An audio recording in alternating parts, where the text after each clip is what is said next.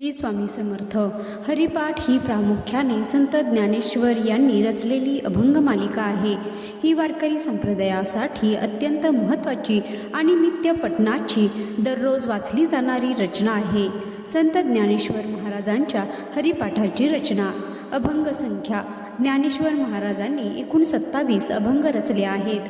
विभागणी. सोयीसाठी या 27 अभंगाचे प्रत्येकी 9 अभंगाचे 3 गट केले जातात. ध्रुपद. मुख्य ओळ. हरिपाठातील प्रत्येक अभंगाचे मुख्य तत्व हरिनामाच्या महात्म्यात आहे. यामुळे प्रत्येक अभंगानंतर वारकरी खालील ओळ म्हणतात, जी हरिपाठाचे सार आहे. हरिमुखे म्हणा, हरिमुखे म्हणा, पुण्याची गणना कोण करी. शेवटचा अभंग. वारकरी संप्रदायाच्या नित्यपठणामध्ये ज्ञानेश्वरांच्या 27 अभंगानंतर संत तुकाराम महाराजांचा एक अभंग बहुतांश ठिकाणी सुंदर ते ध्यान उभे विटेवरी किंवा ज्ञानेश्वरांच्या ज्ञानदेवाप्रमाण निवृत्ती देवी ज्ञान या शेवटच्या अभंगाच्या पुढील अभंग मिळून एकूण 28 अभंग पठणाची पद्धत आहे. हरिपाठातील प्रमुख अभंग. उदाहरणार्थ पहिले 4 अभंग. हरिपाठातील प्रत्येक अभंग नामस्मरणाचे वेगळे महत्त्व आणि तत्त्वज्ञान सांगतो.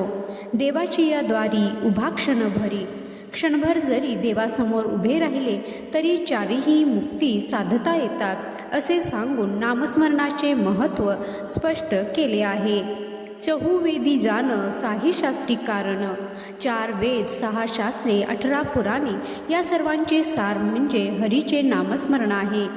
त्रिगुण असार, निर्गुणे हे सार, सगुण निर्गुण यातील सारासार विचार हा हरिपाठ आहे.